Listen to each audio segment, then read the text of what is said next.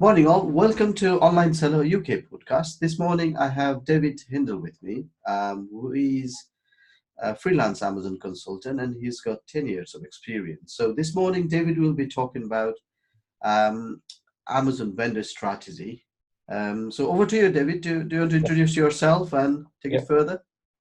yeah. Well, like Prabhat said, I've been working with Amazon as a direct vendor for over 10 years with three different companies for premium brands. And those 10 years or more actually now have given me great experience of seeing the similarities between problems that vendors have. It doesn't matter on the size of the business or the products they're selling, that you start to see a repetition of some of the issues there. And then also, since becoming a consultant, talking to other brands at conferences, you hear the same issues popping up. And some of the issues that pop up, and many have got long historical roots. And if there's a seller has been invited to become a direct vendor, there are some things that they can put in place now, or at least bear in mind, to hopefully avoid some of the problems that more mature brands and vendors have experienced. So that's pretty much what we can talk about today. Okay, cool. So it must be exciting for any brand or any retailer to be invited as an Amazon vendor because it's an invitation only program. Well, that's right. Quite often these things come about at trade fairs. So you'll be retail, you have a trade fair, you've got your stand, and Amazon walks on and says, "We really like your product. We don't have your brand. Do you sell on Amazon?" And if the answer is no, they'll say, "Well, would you like to come and sell on Amazon?"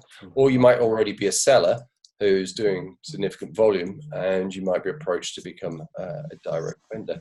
So I think as a small business, you're often very flattered by, "Oh, big Amazon's coming to talk to me. They really want to sell my product." But what you have to remember is that for the Amazon flywheel, I don't know if you know this model, but Jeff Bezos allegedly drew on the back of a napkin in a restaurant what he called the customer experience flywheel. So you have more sellers providing more products, which creates competition, which equals lower price. With the customer service and low operational costs, you get a better and better experience. So it's in the KPIs of every Amazon vendor manager and also on the seller marketplace to get as many sellers and as many new products as possible. So they have targets every month of how many new ASINs, or Amazon products, they're going to be listed. So you'll be asked regularly, if you're a direct vendor, what new products have you got? Have you listed all your ASINs? Do we have them all? They want to have the biggest product selection. Okay. Now, actually, in the early days, they wanted to sell everything. Now, as we know with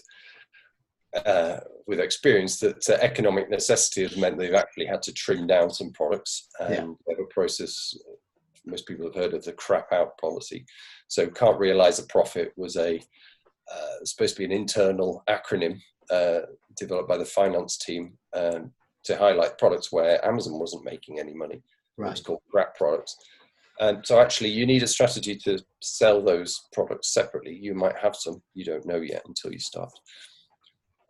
So that's going back to why Amazon want vendors. That's because they have this KPI to add more and more. Yeah. But becoming a vendor seems straightforward, but there are some things to bear in mind which are coming down the road which you are not yet aware of. Okay. So it will be good if you could highlight, some of the things that a retailer need to consider before going into as a vendor. Yeah. Yeah. Yeah. Well, the key thing is not to treat them like any other retailer. Okay. What you don't know yet is there's going to be a long stream of extra on costs which you're not aware of.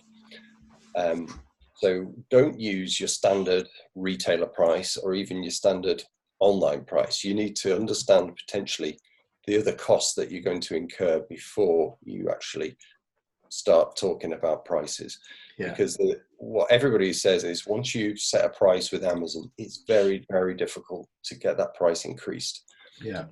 Because what they don't like to say is, impact the customer experience by putting up price increases. Yeah. Now, we all know our bills go up, we have price increases, and every business has to try and pass those on to recover it. Otherwise, there's going to be a very long decline in your profit margins if you don't pass on costs every year or where you can.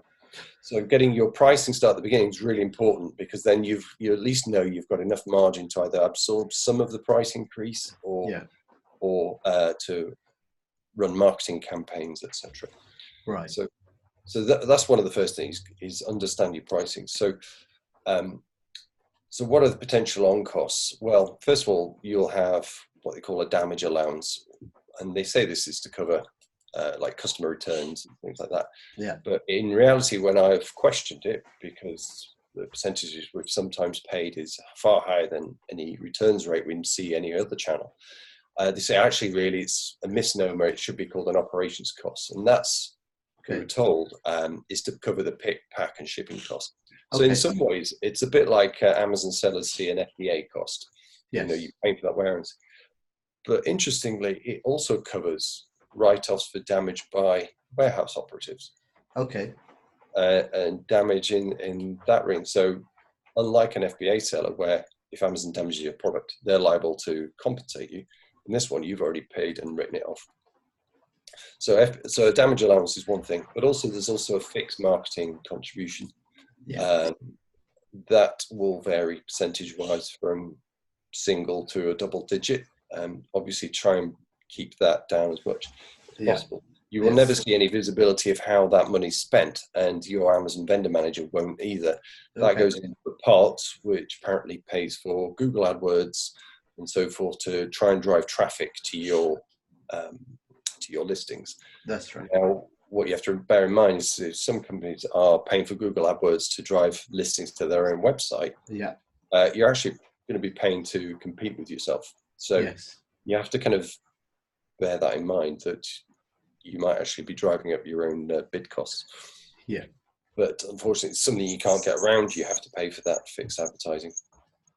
And then there may be other costs for either deliveries or if you've got a consumable product, subscribe and save as well, which can be about 5%. Okay. So they'll take that 5% off every month. So very quickly, for you to really grow on Amazon, you need to take part in some campaigns. So subscribe is a great way of acquiring and keeping customers to your brand. Absolutely. So once they've tried your product, like it, they save money, and it just arrives every month, and you keep a brand loyal customer. So that's a good program to be in. Yeah. And you can only get that program as a direct vendor. So that is one of the benefits there. Yeah. So that's an extra cost. And then whether you're on the marketplace or as a direct Amazon seller, you need to bear in mind the cost of advertising.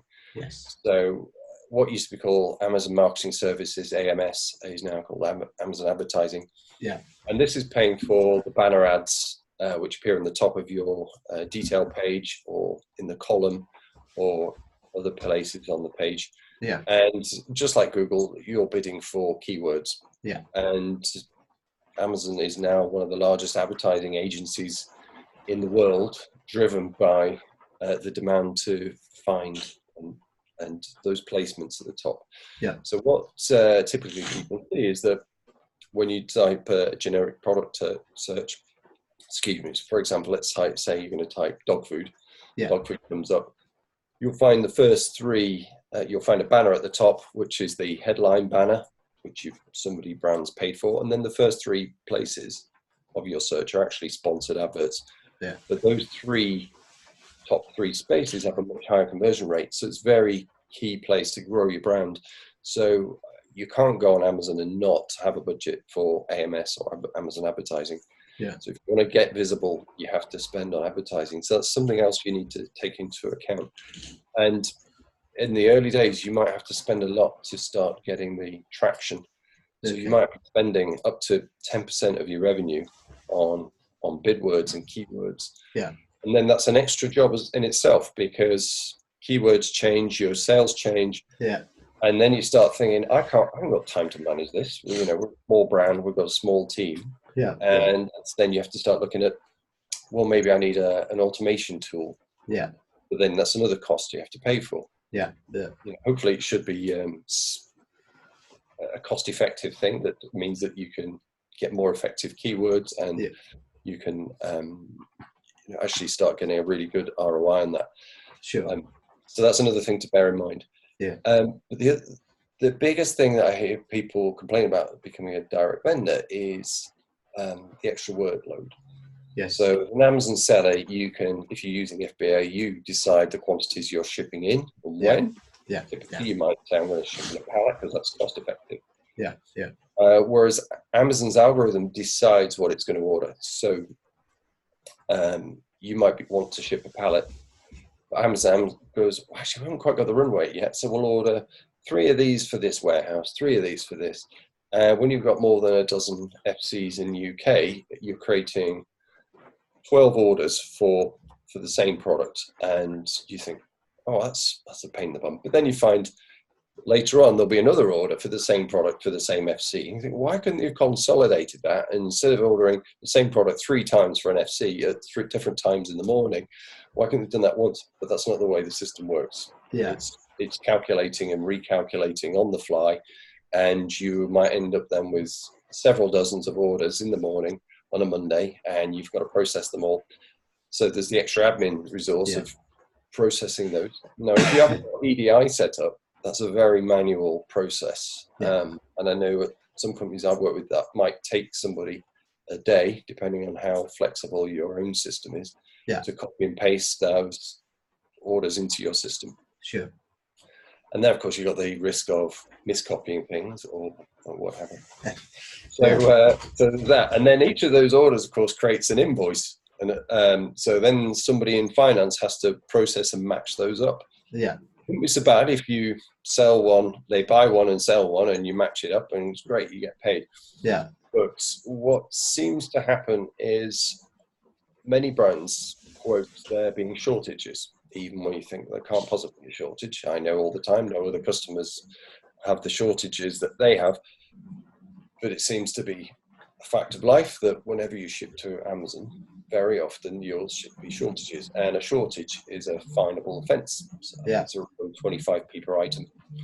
So if you're selling large volumes of products, shipping in pallets every week, and you get shortages on every order to every FC, these 25p's multiplied by hundreds of units per order times the FCs start rolling up.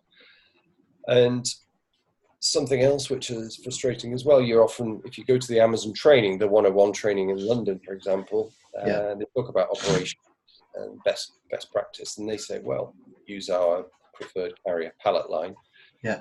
And the idea is you deliver your pallets to them, they consolidate them, they've got open delivery slots at Amazon FCs, and you think, great, they're going to be on time. But the number of times we still had late charges per item on the pallets, actually the charges were rolling up, and we were having very great difficulty in paying those back. So that's something else to be aware of. Okay. Is that you might have charges which you have to dispute, which is an extra time resource, an admin resource. And if you're a small company, that starts to have a massive impact, because instead of doing value-added things of doing marketing, thinking of promotions or product development and doing all the good stuff, you're actually firefighting and trying to keep the cash from flowing out through fines. So this is where companies have come unstuck, because they've started off with a too low a price in the early days. They've got all these extra marketing costs now they need to compete with the increasing number of products competing. That's right. And at the same time as their products and volume has grown, the volume of their shortages and chargebacks has come through. Now, if you raise a case with Amazon, quite often you'll go, well, have you checked? Are your labels correct? No, there's some homework to do before you set up. Have you got more than one barcode on a label, on a case? Keep it straightforward. Now, there are plenty of videos on Vendor Central, examples, and if you go on YouTube as well, you'll find Amazon videos all on there. So, make sure you've got a clean sheet before you start complaining that they're screwing things up. And also, you'll know from your own history of operations dealing with other customers, if you've got a good process where you've got shortages or damages or late charges. If you see a pattern across all of your customers, then you think, I've got a problem. If you deliver to typically, let's say other retailers that have got strict guidelines, like if you're delivering to a supermarket already, for example, or another large retailer, they'll have very strict guidelines of what have you. And you'll know if you're screwing things up because you'll have already had issues with problems scanning in barcodes. So you'll know pretty much. So I know a good practice, as some other vendors have done, is actually film the packing of their orders. Yeah. When, just to prove that they shipped everything, it was all correct and scannable and presented correctly.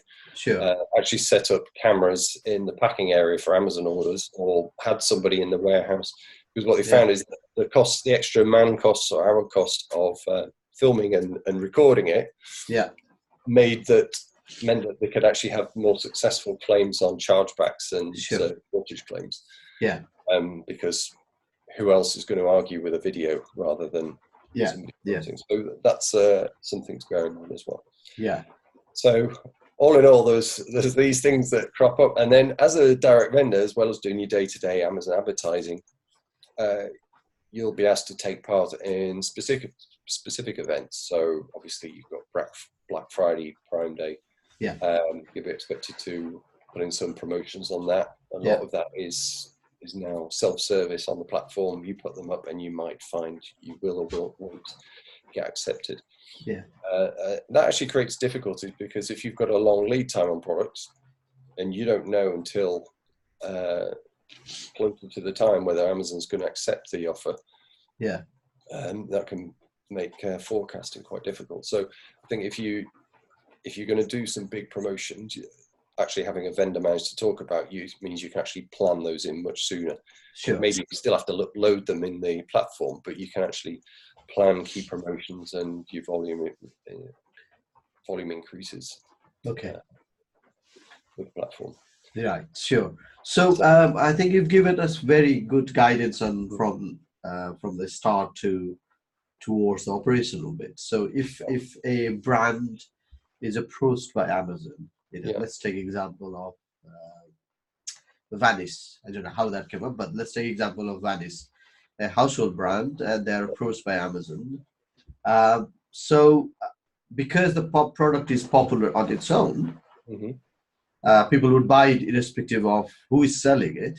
Yes. Or do you think is it better? I'm not talking about short-term growth. Is it better for the brand to stay with vendor, or look towards looking at the seller central side of things? Well, it's a good question. I think a lot of brands are questioning sometimes the value of being a vendor. Now, not many years ago, there were massive differences between the services and functionality you've got on Vendor Central versus Seller Central. Yeah. For example, like the Amazon adverts that I talked about were initially only launched to direct vendors. Yeah. And then gradually to sellers, but you had much limited functionality. But to try and attract more sellers on the marketplace, the seller side of the business, which is a completely separate side of Amazon business, has basically been competing with retail and trying to get more and more sellers on their platform and the marketplace, and making it easier and easier. So they've been applying the flywheel as a customer experience to the seller experience. Yeah. So making it easier and easier to make listings, easier to get reports, easier to manage your inventory. Yeah. And you don't get the chargebacks and shortages. So a lot of brands who have gone one way, perhaps direct vendor, and started selling on seller as well, have started to see actually it's a lot easier in some ways if you've got a product where it doesn't matter who's selling it, you can actually control a lot more on the marketplace. And where you've got price sensitivities, you can control the price obviously as a seller yourself because you're selling it. Yeah. When you're selling through Amazon, it's the algorithm that decides. So if you've got a brand where you're particularly sensitive around what the online price is, it might be a really good idea to have a strategy where you're selling online. Now, I know some really big sellers where they've got multiple double-digit million turnovers are pure sellers on Amazon. Yeah. A company called Domus Brands in Manchester, for example, started off selling kitchen gadgets, and they've grown and grown and actually designed their own products now because they've got such a run rate. And by taking the feedback from reviews, they've incorporated that and done their own flywheel of improving the customer experience and with quality products. And though I think the largest seller in the UK now on Amazon. So and they haven't gone vendor. They tried it and said it didn't work for them. Now, Okay. other brands might find it really does work because Yes. there are services that you can access that you can't access as a seller. Yeah. So a service they offer, Amazon offers is Amazon vendor services. Now it's a costly service. You're paying half a service is about £75,000. Full service about £150,000 to give you a dedicated person to curate your catalogue in the early days and help drive your business, give you key insights which aren't available elsewhere. Now, the brands that often they get invited to that service are often having to do several £1 million worth of turnover. But when you take that as a cost of your net margin, it's a significant investment. So I know there's a lot of talk about, if you read on forums, whether that's good value service or not, or whether it's something that's good early days to get your brand established and cleaned up. But maybe it's something that you need to pull back from, because if you're having to invest more and more in marketing, you might want to pull back somewhere else. And that's where it goes back to my first point of getting your pricing right. If you haven't got the margin there at the beginning, you can't pay for these services. And frankly, if you can't afford it, don't do it. Okay. No, I think that's a good thought. And also, there is another part of not vegan vendor. Excuse my voice, I got cold. So there is another part of not vegan vendor. If you are in a seller center approach, then there is a problem with buy box. Where you are competing against everybody else as a buy box. There is another problem I see is a wholesaler or a third party sellers are seeing a brand as directly selling to consumers. I think those two things perhaps put the brands off because I'll let you talk on that. So what are your thoughts on those two areas? I know certainly if you want to sell in the marketplace as a brand, it's probably, if you're already a direct vendor, it's probably unwise to go announce your company name there as the seller. Because immediately, I mean, I've heard of examples of where Amazon retail have just cut you off, just cut the Monday orders off when they saw that you were selling against them. They go, right, if you're not engaged with us, we'll leave you to fight amongst all the other sellers. And this is where actually it starts to become apparent that as a brand, you can't treat Amazon as a separate entity. You can't say, right, we're selling stuff there and we're selling stuff through wholesalers and everywhere else. You have to look at it as all one channel. So, and you're right, when quite often brands have got no restrictions or controls over where the wholesalers are selling. So the wholesalers will sell to Tom, Dick and Harry down the street, and they'll decide to put some on Amazon because they go, well, do you know what, my shop's not doing great, I'm going to see if I can clear this stock through on Amazon. And before you know it, you're right, you're competing for the buy box. So if you've got a product or a brand which you want to protect, you think, oh, it's got high value, it's long established, I don't want it to be just discounted on Amazon or on eBay, it might be worth looking at putting some controls in place, either having an authorized seller program, or more complicated is a selective distribution process, which is more complicated. That means having legal contracts, listing out what you can do. But brands that do that are people like Apple, Bose, consumer electronics, and I know something in the high-end audio and other arenas, luxury goods as well. Then they put in criteria around what kind of website you can have, what kind of support you have to offer, and very quickly that sets a high barrier to entry for anybody who wants to sell the product. Or of course, if the brand really wants to take control, they can say, I'll tell you what, we're not going to sell it to wholesalers at all. We're going to take out some of those products which we want to protect. They're not available wholesale. They're only available direct from us, direct to selected retailers, and we're going to sell these directly on the reseller platform, on the marketplace. And then that way, you're in control of the price, the brand perception, the content, and also then your retail channel will be confident that if anyone comes into their stores and has a look, that there won't be much or if any difference in the retail price. So but that takes effort, and it might mean some companies having to take a dip in their turnover on those products. Sure. Yeah, I think we can talk all day on this, couldn't we? Yes. So, There's so much. There's so much to it beyond, just the top list of products and sell it on Amazon. You yeah, start yeah, creating many, many other issues, and yeah. yeah, yeah. I think we'll have to pause at this stage, Okay. but it's been really, really good, good experience talking to you, and I very much hope the listeners learn a lot from Yeah. your experience, David. So, if somebody is to get in touch with you, David, in terms of consulting or in terms of having a quick chat, Yeah. where should they find you? Best place is on LinkedIn. I don't have a Twitter handle right now, So, sure. and I might create a website soon. But right now, just through LinkedIn is straightforward. My Okay. phone number and email address is in there. Okay, we'll put David's LinkedIn link towards the end of the blog post or Yep. YouTube video as well.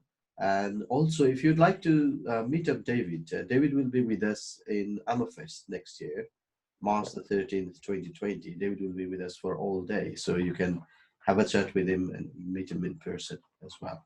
Yeah. Right. Thank you very much, David, for your time. Okay, Barbara. Thank you. Okay. Take care. Bye bye. Bye.